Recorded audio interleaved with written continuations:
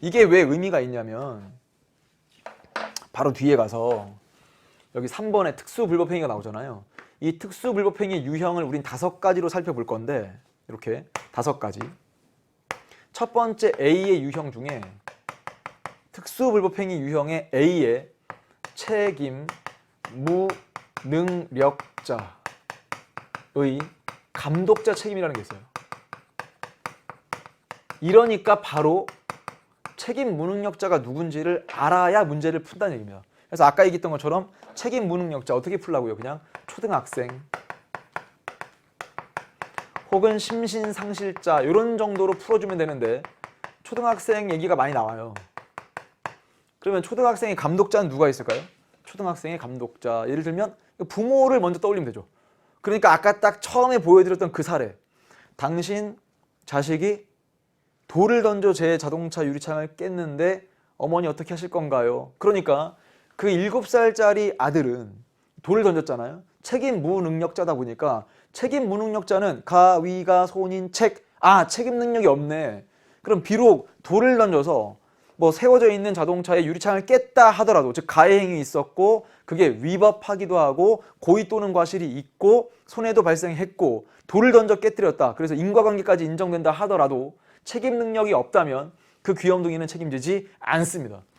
그때 부모가 책임을 져야 한다라고 말을 하려면 부모는 돌을 직접 던진 사람이 아니잖아요.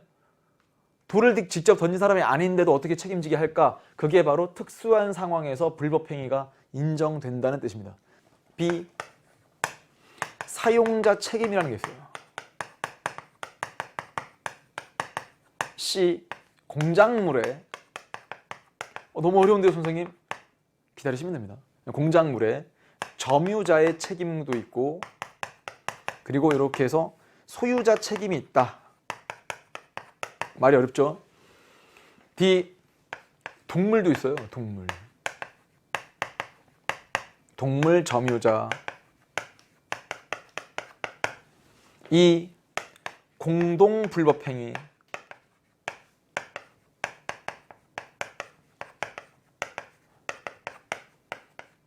이게 잘 보세요. 이게 시험 문제에 어떻게 되냐면 여기 이만큼 좀 띄워두시고요. 띄워두시고 이렇게 돼 있습니다.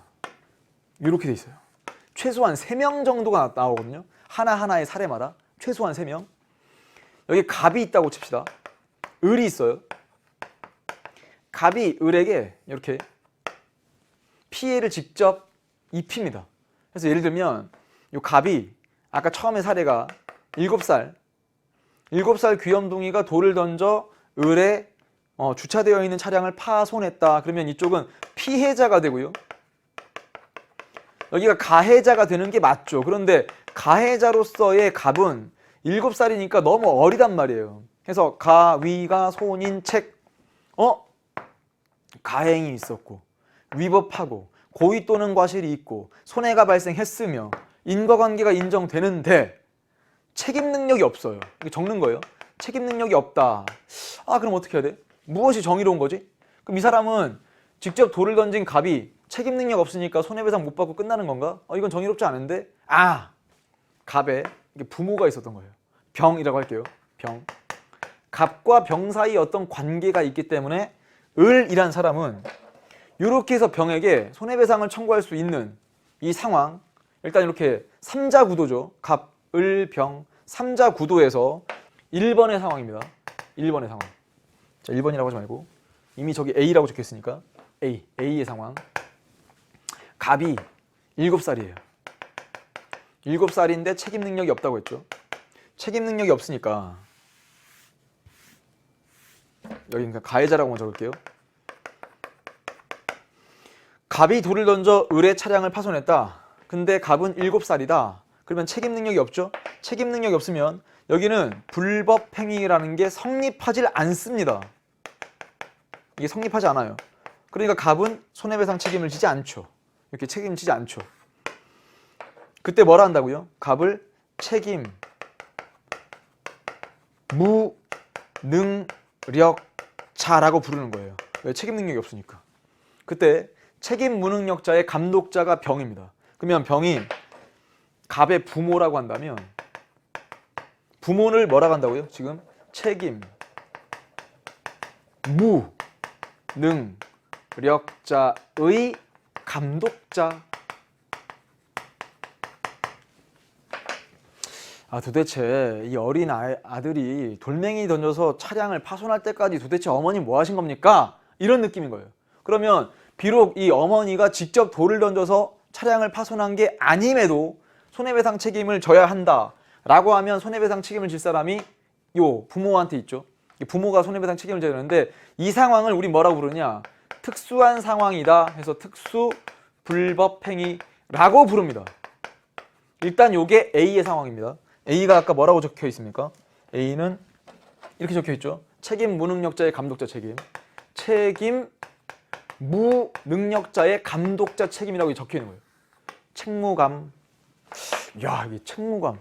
줄여서 적어도 상당히 책무감? 말이 되죠, 여러분. 근데 책임 무능력자의 감독자 책임이라고 하는 걸 지금 줄인 건데요.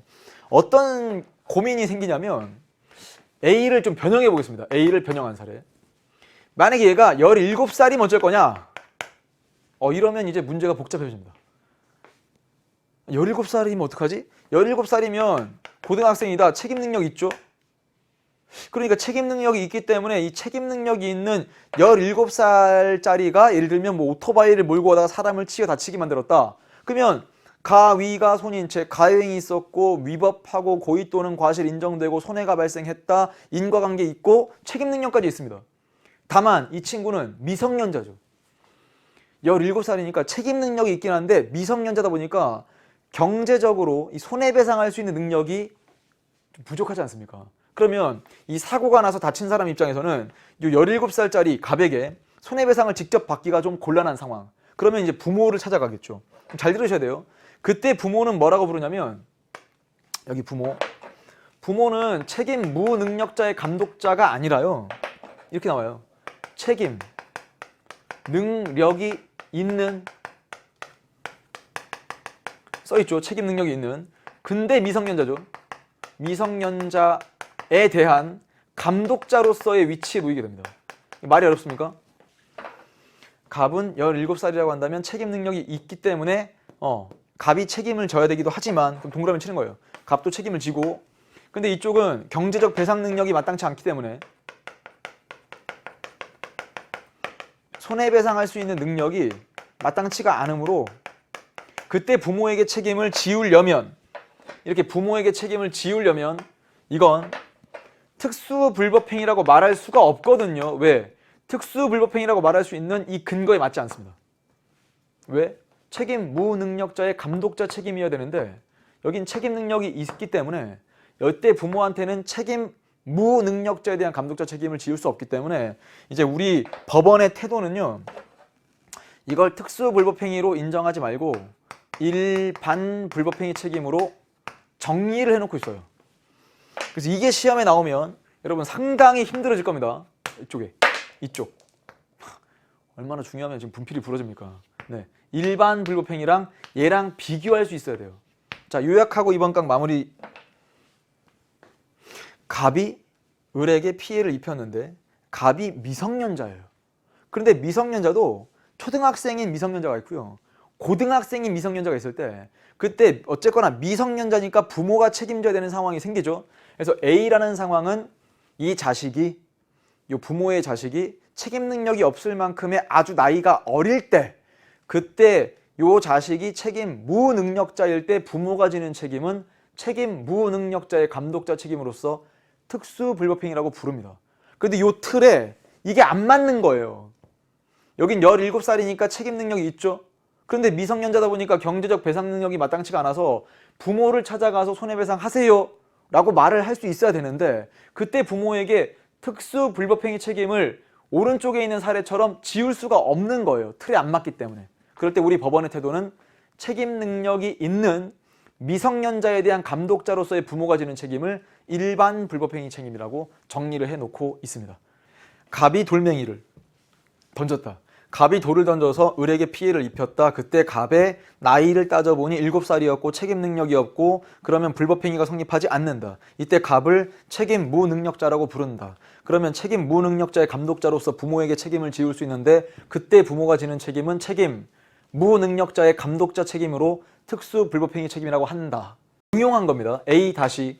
그런데 이게 기출문제 풀 때 큰 도움이 될 거고요. 그 기출문제를 기반으로 학교에서도 선생님들께서 이쪽 내용을 구체적으로 설명하셨다면 공부하셔야 돼요. 안 그러면 여러분 이게 그 뒤집어지는 논리가 나와요. 자, 정리.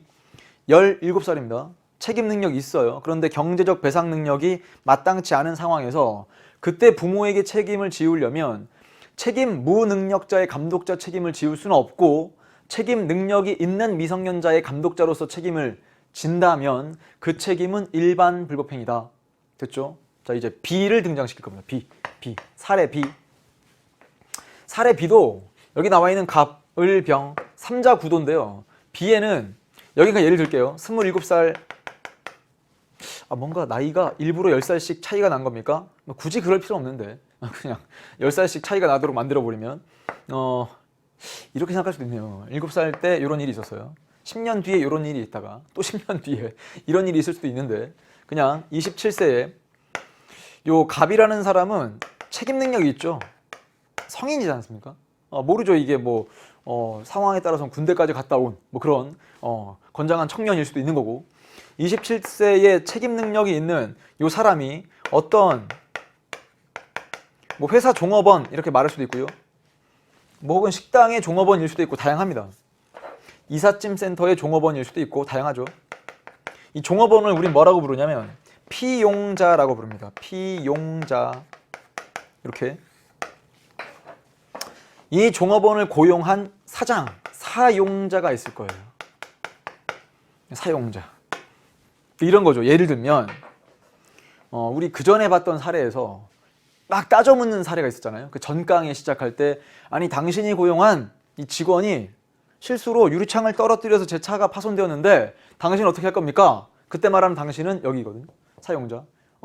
사장 당신은 어쩔 거야? 지금 종업원이 실수로 이렇게 물건을 파손시켰는데 이거 잘못된 거 아닌가? 당신이 책임져! 이런 느낌이었던 거예요.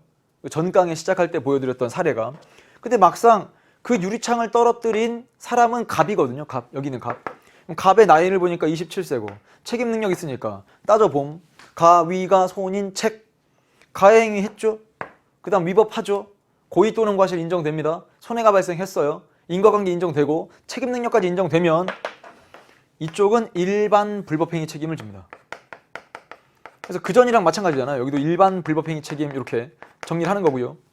우리가 일반 불법행위라고 하면 그냥 일반적으로 불법행위라고 부를 때는 가위가 손인책을 완성한 경우입니다.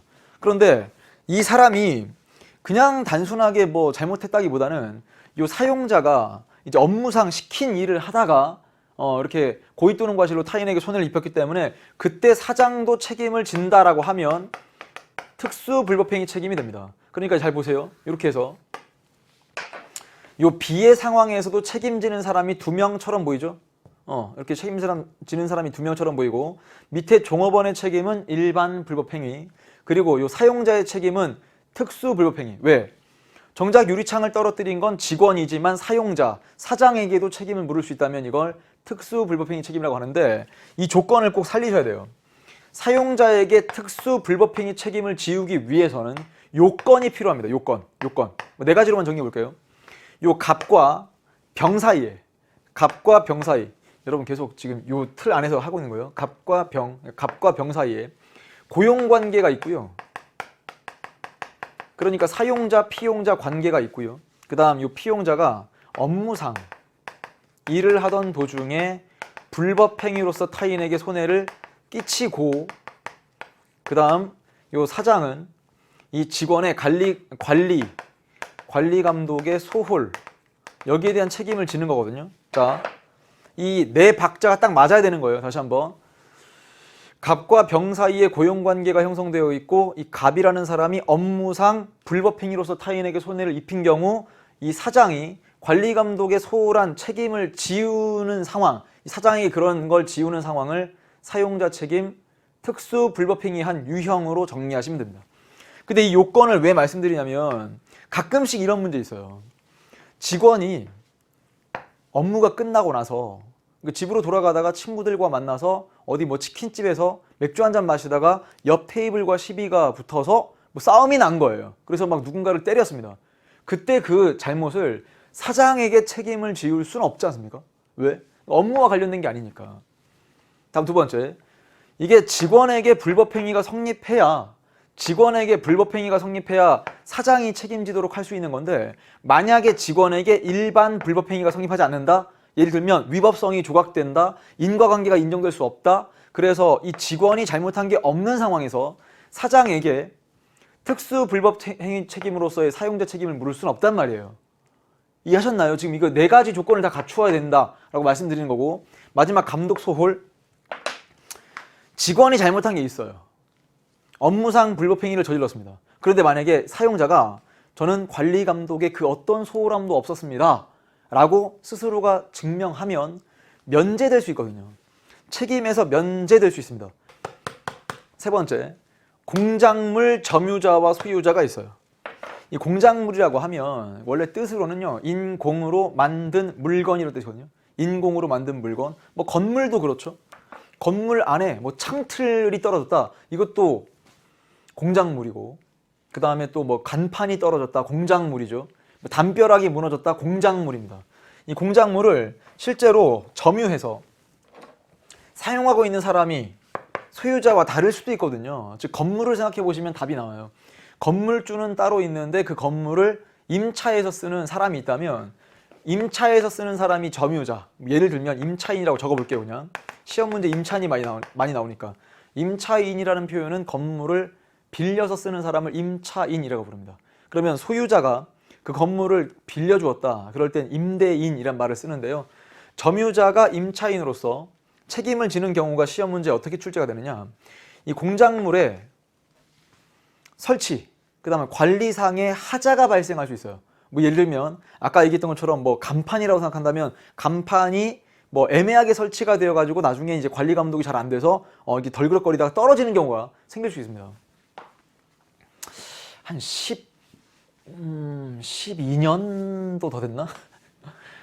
참 선생님이 강의를 오래 하긴 했군요. 한 13년 전에 선생님 제자가 정말 그 일을 겪은 적이 있거든요. 그것도 시기도 딱 기억나요. 9월 모의평가 직전이었습니다. 그때 태풍이 왔는데 그 친구가 이제 수업을 들으려고 가다가 막 이제 바람이 심하게 부는 날, 그 아파트에 상가가 있잖아요. 상가 2층에서 건물 그 간판이 떨어져있고, 다행히도 이렇게 머리를 맞진 않고요, 이게 어깨 쪽을 맞고 병원에 실려갔습니다. 그럼 선생님 누가 손해배상을 해야 하나요? 그 사연을 딱 들어봐야 돼요. 그래서 그때 이게 진짜 뭐 시험 문제에 낼 수 있는 정도의 그런 사례인데, 이게 이제 상가 건물인데 옆에 이제 간판이 붙어 있었던 거고요. 간판이 떨어져 가지고 지나가던 선생님 제자가 다친 거죠, 이렇게. 그러면 여기가 위에가 미용실이었어요. 미용실 원장님이 계시는데, 미용실 원장님은 이 건물주가 아니고 건물을 빌려 쓰던 분이고, 그 다음에 이 간판조차도 이제 빌려 쓰던 분인데, 이 간판 관리 감독을 이 미용실 원장님이 하셨어야 되는데, 만약에 그런 관리 감독을 미용실 원장이 잘 못했다, 그래서 이 간판이 떨어져서 사람이 다쳤다, 그러면 1차적으로 점유자가 책임을 지는데요. 이러면 어쩔 겁니까?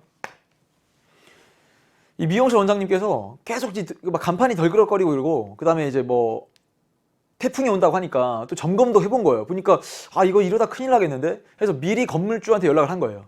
이 건물의 소유자한테 연락을 해서, 아니 이거 이러다가 큰일 벌어질 것 같다, 빨리 와서 조치를 취해달라 했는데, 이걸 차일피일 미루다가 하루 이틀 계속 미루는 겁니다. 미루다가 태풍이 와서 떨어져서 사람이 다쳤다. 그러면 이 점유자는 면책될 수 있거든요. 면책 가능. 그때 2차적으로 소유자가 책임을 지게 되는데, 이 논리 구조를 잘 보셔야 돼요, 여러분. 점유자가 면책이 되면 소유자에게 넘어오는데요. 그때 소유자가 지는 책임을 무, 과실, 책임이라고 부릅니다. 소유자는 면책될 수 없습니다. 즉, 점유자가 면책이 되어서 소유자에게 책임이 넘어왔다면, 소유자는 그 간판의 관리 감독의 소홀함에 뭐 고의가 있었냐 과실이 있었냐 이걸 따지지 않고, 점유자가 면책이 되었을 때 소유자는 무과실 책임을 진다까지 정리하시면 이게 어딘가 필기가 돼 있을 텐데요. 생각을 해보세요. 우리 민법의 기본 원리 하면서 근대 민법의 원리 수정, 그때 DEF가 있었습니다. D의 소유권 공공의 원칙이고 E의 계약 공정의 원칙이고 F에 보면 무과실 책임주의가 있거든요. 그 무과실 책임의 사례 중에 공작물 소유자 책임이라고 정리되어 있는 게 있어요. 그렇죠. 그게 지금 여기 들어와 있는 거예요. 다만 여기는 점유자랑 소유자가 함께 책임지는 느낌이 아니고요. 1차적으로 점유자가 면책되면 2차적으로 소유자, 이런 특징이 있습니다. 그러니까 위에 있는 A, B와 밑에 있는 C는 논리 구조가 또 달라요. 다음, 동물 점유자. 여러분 요새 반려견 많이 키우죠? 반려견. 네, 반려견. 선생님도 뭐 전강에서 뭐 똘똘이 얘기도 했는데 똘똘이가 떠올라서 그런 게 아니고요. 선생님이 최근에 직접 겪었던 일입니다. 조금의 그 과장도 없이 말씀드리겠습니다. 여러분, 선생님이 그 인터넷 택배 주문을 자주 하는데요. 택배 주문에 원칙이 있어요. 택배는 계속되어야 한다라는 이 원칙을 선생님이 그걸 원칙으로 삼고 하루에 조금씩 뭔가를 주문해요. 조금씩. 막 비싼 거 살 수도 없어요. 근데 그 3만 원 이상이면 무료 배송이었는데 그 당시에 이게 막 뭐 이것저것 담았어요. 선생님이 뭐 좋아하는 게 뭐 새우 과자라고 해야 되는데 새우 과자랑 막 생수 막 이렇게 담다가 29,300원이 된 거예요. 29,300원. 그래서 이거 700원만 더 담으면 무료 배송인데 해가지고 별로 큰 고민하지 않고 그냥 소세지 있지 않습니까? 여러분 있어요. 그 조그맣게 돼 있는 그 소세지가 한 2,000 몇백 원이길래 담았어요. 그때 느껴지는 그 뿌듯함. 드디어 무료 배송을 받을 수 있구나 해서 그냥 이제 큰 생각 없이 나중에 배송이 왔길래 이렇게 뭐 필요한 것들을 먹고 뭐 새우 과자도 먹고 그다음 뭐 이렇게 생수도 먹고 하다가 하루는 라면이나 끓여 먹어볼까 하다가 라면에 그 소세지가 들어갔으면 좋겠다라고 해서 맞아, 내가 며칠 전에 산 소세지가 있었어. 그래서 그걸 이제 뜯었어요. 근데 잘 안 익는 거예요, 이게 소세지가. 반려견 소세지였습니다. 여러분, 이건 우리한테 무엇을 시사하는가? 문제를 잘 보고 풀자 이거죠. 그러니까 아무 생각 없이 문제를 보다 보면 반려견 소세지를 주문하는 그런 효과가 발생할 수 있다. 그래서 그때 엄청난 충격에 빠진 거예요. 그러니까 인간으로서 최적이 어떤 충격에 빠졌냐? 내가 이렇게 무신경할 수가 있구나. 반려견이 먹는 소세지를 내가 주문을 해서 그걸 끓여 먹겠다고 하는 경우도 있구나. 그래서 갑자기 떠오릅니다. 반려견. 다행히 먹진 않았습니다만. 물어보니까 뭐 제자들 중에는 반려견 소세지를 즐겨 먹진 않지만 이게 맛이 어떨까 해서 몇 번 먹어본 친구들이 있더라고요. 네, 주의하시고요. 이게 선지도 잘 분석하지 않으면 선생님이 또 반려견 소세지를 샀던 것처럼 여러분도 의도하지 않게 오답을 고르는 경우가 있을 것이다. 자, 동물 점유자. 동물 점유자의 책임이고 여기는 소유자 책임이라는 게 없어요. 그러니까 이 점유자는 누구냐? 이제 강아지의 이렇게 강아지 주인이란 말을 쓰기도 하죠. 강아지 주인. 강아지 주인이 따로 있는데 그 강아지 주인 말고도 그 강아지를 데리고 산책을 나간 점유자가 있을 수 있어요. 또는 강아지 주인이 데리고 나갈 수도 있죠. 그때 이 강아지가 지나가던 사람을 물었다. 그럼 누가 책임을 질 거냐? 그러면 강아지 주인이 따로 있고 점유자가 따로 있을 경우에는 강아지 점유자가 책임을 지게 됩니다. 동물 점유자가. 혹은 뭐 강아지가 좀 아파서 동물병원에 맡긴 거예요. 그럼 동물병원에 맡겼을 때 동물을 관리해야 될 그 동물병원 관리자가 있지 않겠습니까? 근데 그 관리가 잘못되어서 지나가다는 행인이 그 동물병원에 맡겨진 강아지에게 물려서 다쳤다. 그러면 강아지 주인이 책임지는 게 아니라 동물 점유자로서 동물병원에서 책임을 져야 한다. 이렇게 정리하시고요. 동물 점유자도 면책될 수는 있습니다. 이게 민법 조문에 이런 표현이 있어요. 만약에 동물 점유자가 그 동물 관리에 주의를 온전히 기울였다.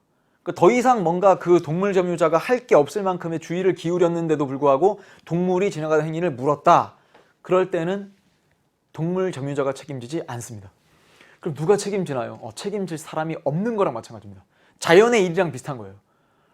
이게 가끔씩 보면 막 해외 토픽 이런데 비슷한 사례가 나오거든요. 예를 들면 이 강아지가 좀 사나울 것 같아서 막 입 마개라고 하나요? 뭐 입 가리개 또 이게 채우고 그 다음에 이제 뭐 목줄도 이렇게 해서 이제 공원에 놀러 갔다가 이게 묶어놓은 거예요. 충분히 이렇게 묶어놨는데 그 예를 드는 겁니다, 여러분. 충분히 묶어놨는데 갑자기 뭐 천둥이 꽝 치면서 묶어놓은 목줄을 끊었다. 혹은 너무 놀란 나머지 이제 강아지가 이제 비정상적인 힘을 발휘해서 그걸 끊고 지나가던 행인을 물었다라고 한다면 동물 점유자는 그 정도면 할 걸 다 했기 때문에 면책될 수는 있어요. 선생님이 지금 얘기하면서도 좀 약간 여러분이 이 말을 들으면서 그런 일이 정말 실제로 있겠나? 실제로 있습니다, 여러분. 실제로 있으니까 이런 얘기들이 나오는 거거든요. 다만 이게 현실에서 얼마만큼 많은 일이 벌어지냐. 근데 요즘은 이 동물 점유자의 손해배상 책임이 상당히 좀 논쟁이 되는 경우가 분명 존재하기 때문에 한번 좀 더 들여다보시고요. 여기에는 면책 가능하다는 거 위에도 정리를 하고 갈게요. 책임 무능력자의 감독자도 면책될 수 있습니다. 민법 조문에 보면 가능하긴 합니다. 자, 무슨 말일까요? 비록 제 아들, 7살짜리 아들이 있다고 칩시다. 그럼 7살짜리 아들이 돌멩이를 던져서 유리창을 깼지만 저는 제 아들의 관리 감독에 그 어떤 소홀함도 없었습니다. 라고 만약에 소송에 가서 재판부를 설득하면 면책될 수는 있습니다. 그게 이제 조문에 있거든요. 그러니까 여기 이제 면책 가능, 여기도 마찬가지죠. 면책 가능, 면책 가능. 좀 정리하시고요. 사용자 책임, 이것도 면책 가능해요. 저는 직원 관리 감독에 그 어떤 소홀함도 없었습니다. 라고 사용자가 직접 재판부를 설득하면 사용자 책임이 면제될 수는 있거든요. 자, 이렇게 정리를 좀 하나하나씩 하시고요. 면책 가능, 면책 가능, 면책 가능. 여기 있는 공작물 점유자는 면책 가능하는데 공작물 점유자가 면책 가능한 상황이 놓이면 소유자에게 넘어갔을 때 소유자는 무과실 책임을 진다. 살리시고요. 마지막 이 공동불법행위는요. 어떤 식으로 문제를 내냐면 자, 일단 여기 갑이 있어요. 병이 있다고 칩시다. 갑을병이 정을 폭행합니다. 이런 사례만 있는 건 아닙니다. 대표적인 사례니까.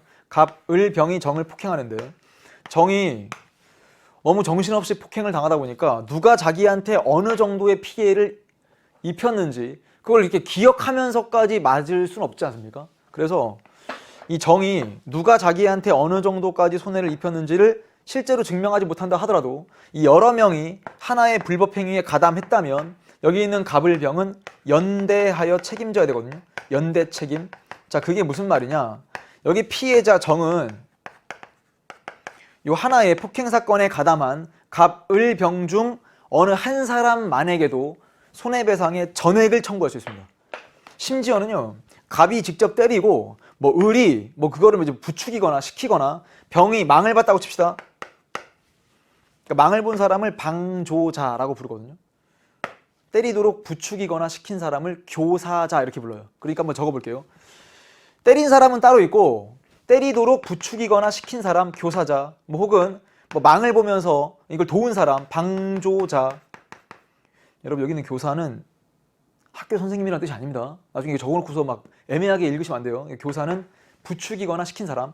그러니까 교사자, 방조자도 전부 다 연대하여 책임을 지게 됩니다. 그러니까 비록 망을 본 것에 그쳤지만 피해자 정은 병에게 손해배상의 전액을 청구할 수 있습니다.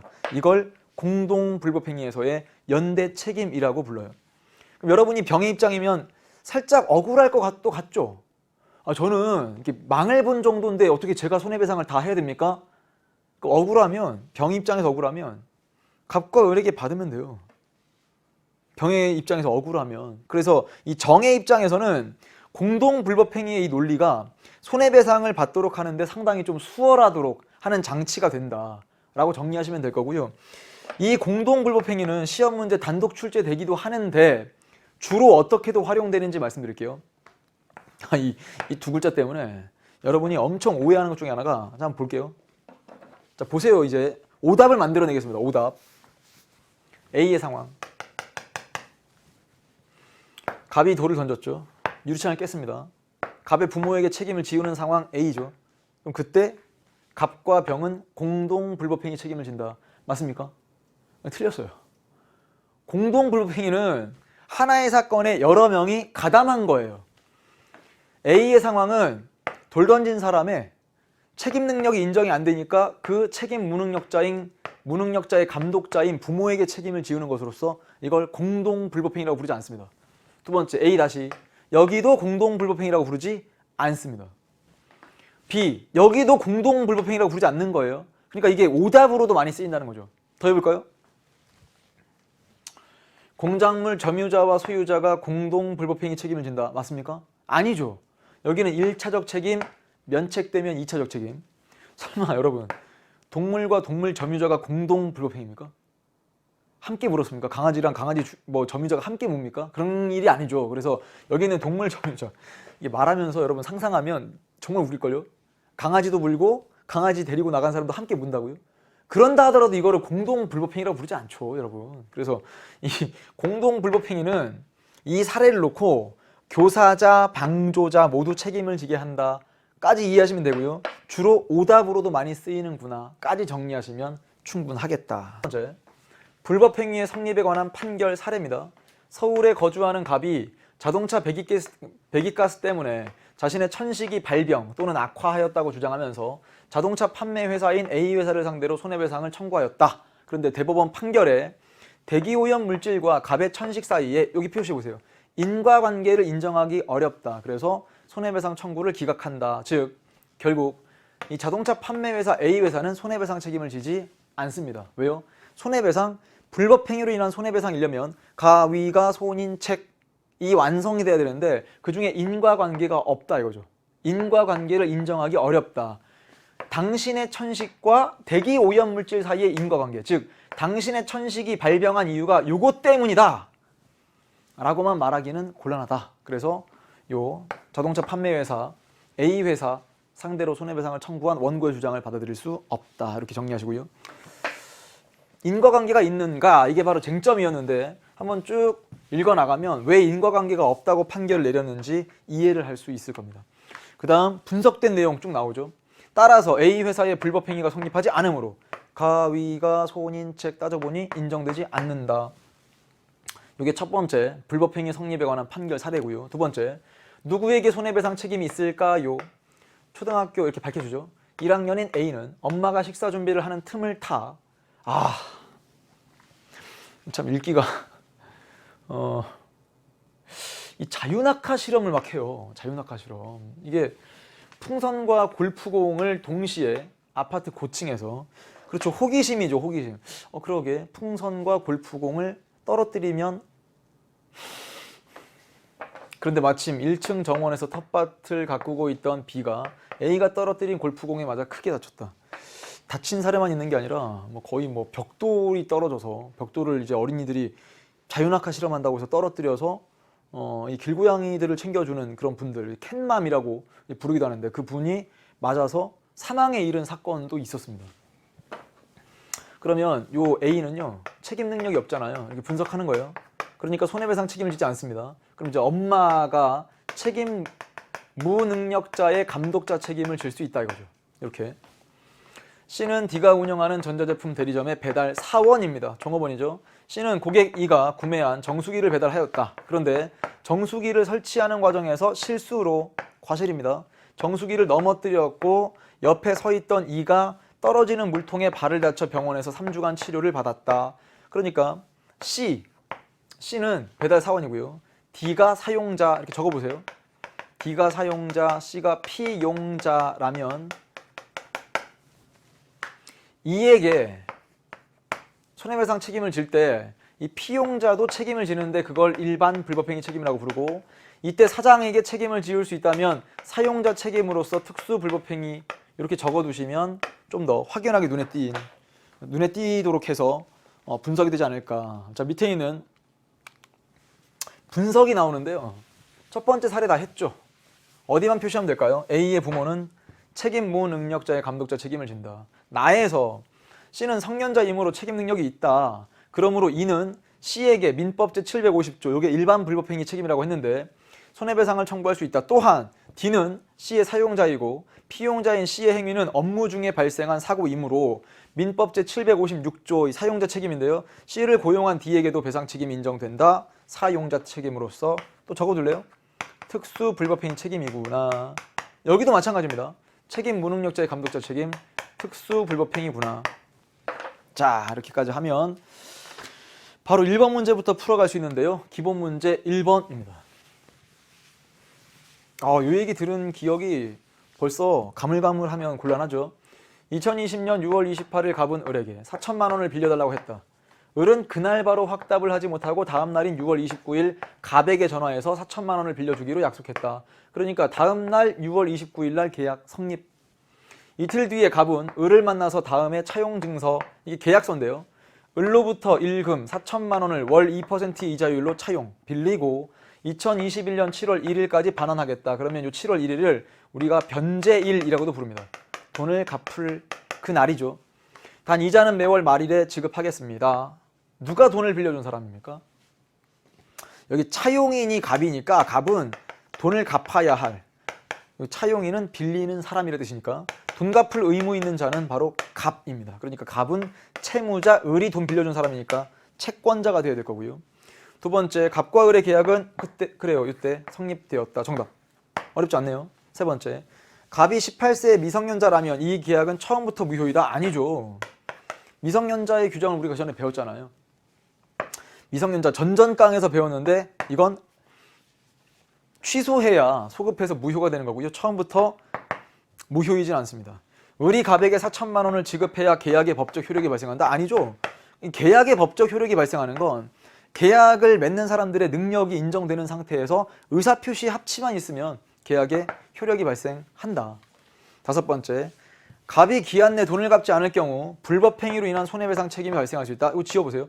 불법행위라기보다는 계약을 제때 이행하지 못한 것으로 인한 채무불이행, 이렇게 정리하는 게 좋습니다. 이렇게 채무불이행으로 인한 손해배상 책임이 발생할 수 있다. 됐죠?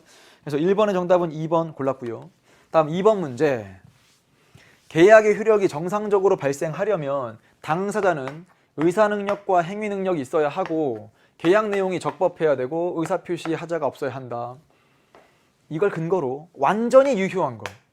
갑 6살입니다. 부모 모르게 A에게서 고가의 게임기를 구입하였다. 6살 정도면 영유아 정도로 구분할 수도 있어요. 그러면 이거는 무효가 되는 거죠. 무효.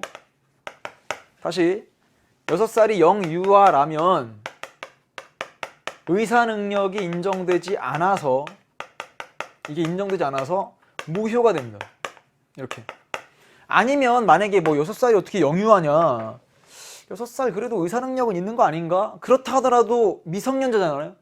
그럼 고가의 게임기를 부모 모르게 샀다 그러면 최소한 취소할 수 있도록 이라도 가능한 거죠. 그러니까 어쨌거나 1번은 답이 되지 않습니다. 두 번째, 을은 부모 동의도 없이 학원비로 B로부터 오토바이를 구입하였다. 부모 동의 없이. 이건 뭐라고 적을래요? 취소 가능, 이렇게 적으시면 되죠. 만취 상태에서 C에게 자신의 토지를 증여한다는 내용의 문서에 서명하였다. 이건 무효입니다. 만취 상태라고 써있죠. 의사능력을 인정할 수 없다. 네 번째, 정은 도박에 사용할 돈을 빌린다는 내용의 차용증서를 써주고 D에게 돈을 빌렸다. 이건 무효입니다. 이렇게. 왜냐면 이 30살이니까 뭐 능력, 뭐 의사능력, 행위능력은 다 있다고 하더라도 이 계약의 목적 자체가 이게 사회 질서에 반하는 계약이다. 이렇게 정리를 하면 이건 무효가 되겠죠. 무는 고등학교 동창 E로부터 돈을 빌려달라는 전화를 받고 잠시 생각한 뒤에 승낙하였다. 그럼요. 고등학생이 돈을 뭐 거액을 빌려줬다 이것도 아니고 고등학교 동창 E로부터, 무가 40세인데 유효한 거죠. 정답은 바로 5번 고르시면 되겠고요. 다음 3번 문제. 이건 우리 그 전에 읽었던 읽기 자료에 나왔던 내용을 그냥 바로 문제로 옮긴 것 뿐입니다. 법률행위 절차를 시기별로 정리했는데 계약이 성립한 시기가 언제일까요? 그러니까 의사표시에 합치만 있으면 돼요. 갑은 을에게 급히 필요한 2천만 원을 빌려달라고 했다. 을은 생각해보고 전화를 하겠다고 했다. 을이 갑에게 전화를 해서 2천만 원을 빌려주기로 약속했다. 정답 2번. 더 큰 설명이 필요하진 않죠, 여러분.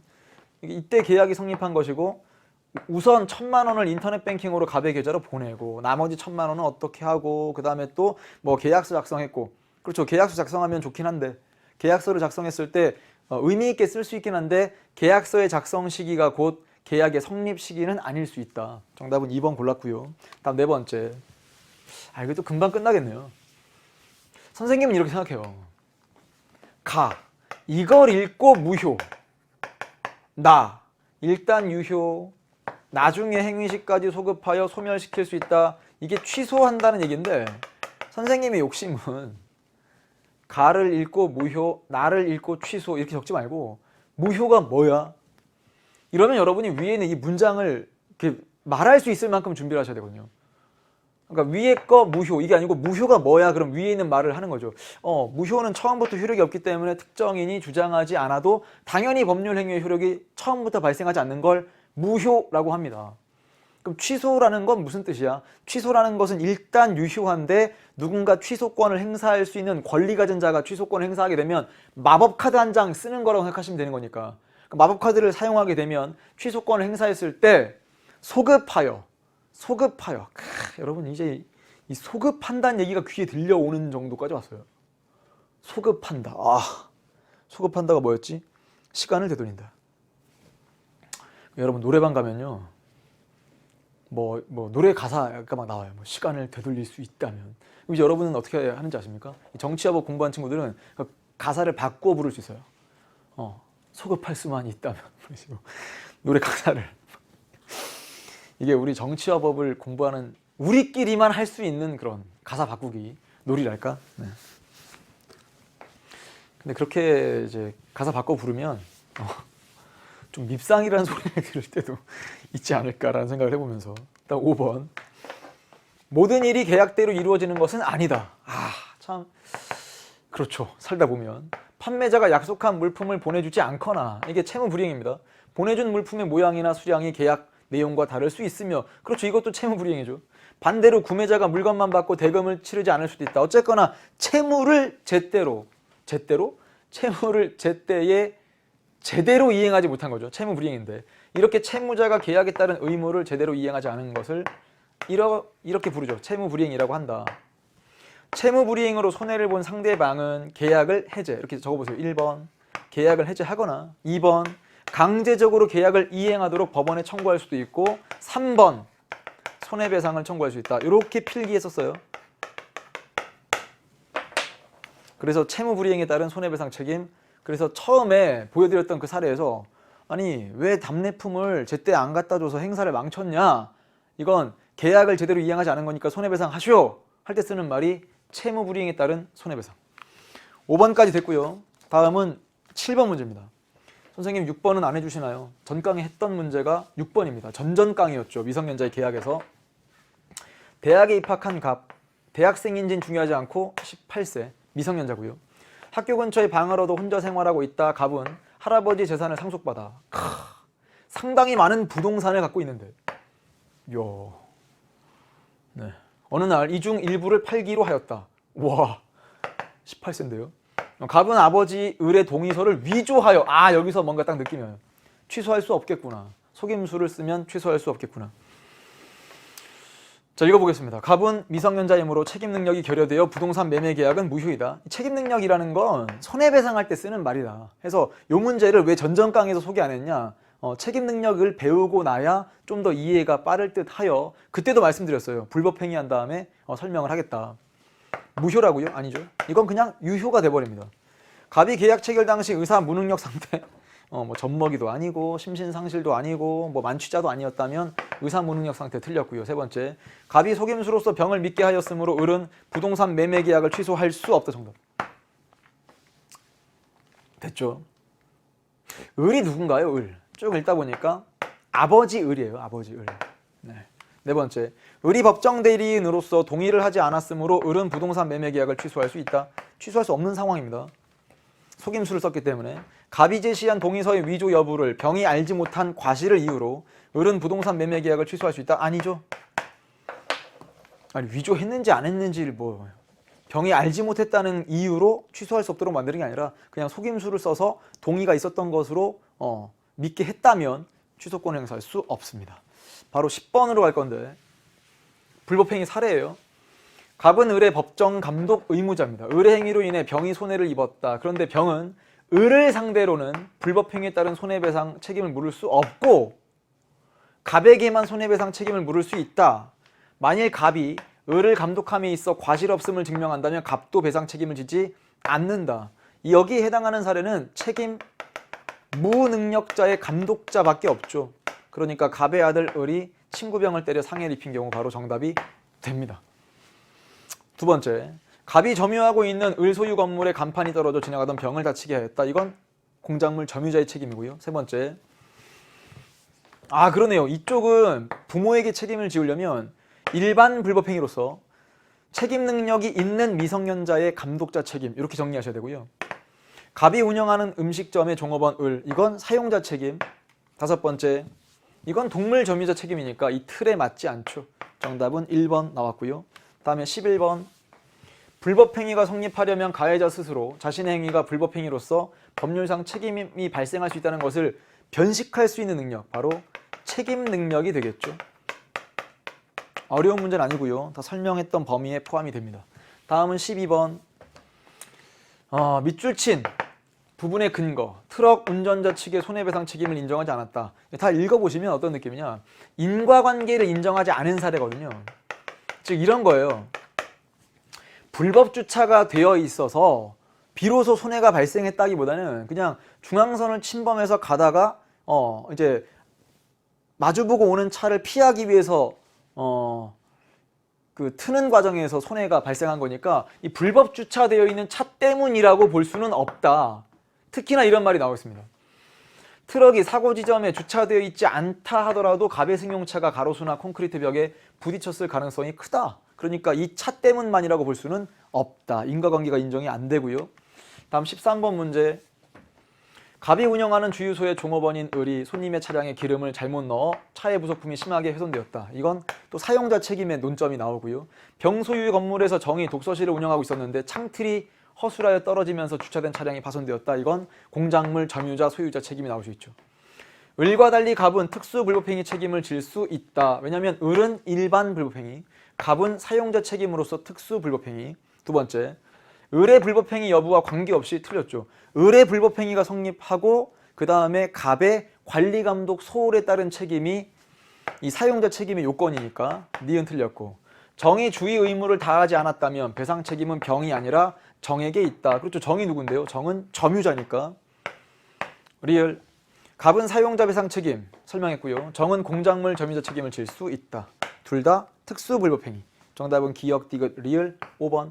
자, 마지막 문제는 14번인데 출입금지 표지판이 붙어있는 A 아파트 건설 현장 근처를 지나가다가 낙하물에 다쳤습니다. 병이 작업하고 있었는데 병의 실수로 낙하물이 떨어진 것이다. 1,000만 원의 치료비를 지출하였다.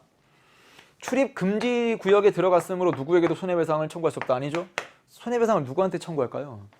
병은 작업자로서 이쪽은 피용자고요. 을은 사용자라고 생각한다면 손해배상을 청구할 수 있는 사례고요. 갑은 을을 상대로 금전손해배상이나 원상회복, 원상회복이 아니라 금전손해배상이 원칙이다. 세 번째, 병이 갑에게 일반 불법행위 책임을 지는 경우에만 을은 갑에게 특수 불법행위 책임을 진다. 이 정답입니다. 왜요? 그게 바로 사용자 책임의 논점이니까. 네 번째, 각각 500만 원씩이 아니라 한 사람에게 전액을 청구할 수 있습니다.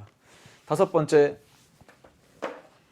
과실이 경미하다는 사실을 증명하면 특수불법행위 책임을 지지 않는다. 경미하다는 게 아니라 없다고 자기가 증명을 해야 됩니다. 그래서 정답은 3번이 되겠죠.